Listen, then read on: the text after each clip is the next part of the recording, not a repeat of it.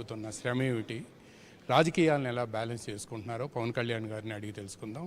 Sir, ఈ చిత్రం ప్రారంభించేటప్పుడు మీరు స్టార్ హీరో అండ్ జనసేన అధినేత, చిత్రం పూర్తయ్యేటప్పటికి డిప్యూటీ చీఫ్ మినిస్టర్, కథ ఏమన్నా మారిందా? అలా అసలు కథ మారలా. అంటే ఇది అంటే బేసిక్ నా సినిమాలని నేను ఎప్పుడు పొలిటికల్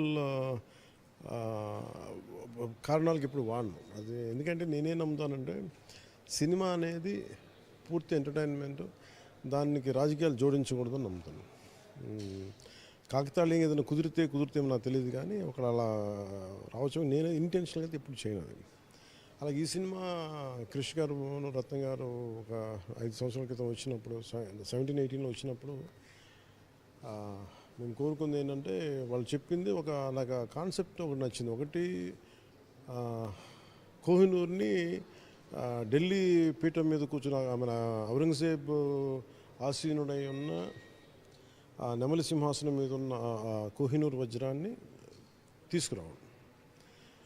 సో అది మామూలు హైస్ట్ అంటే మామూలు ఒక దొంగతనం కాదు. ఇది ఒక కట్ థ్రోట్ రూలర్ ఉన్న టైం. అది కూడా కొల్లూరు వజ్రం ఎక్కడి నుంచి వచ్చింది, ఆ సిగ్నిఫికెన్స్ ఏమైనా వచ్చిందంటే మన కొల్లూరు దగ్గర నుంచి వచ్చింది. కథ కొంత నేపథ్యం ప్రారంభం మచిలీపట్నంలో నడుస్తుంది. అప్పుడు మోస్ట్ బిజియెస్ట్ పోర్ట్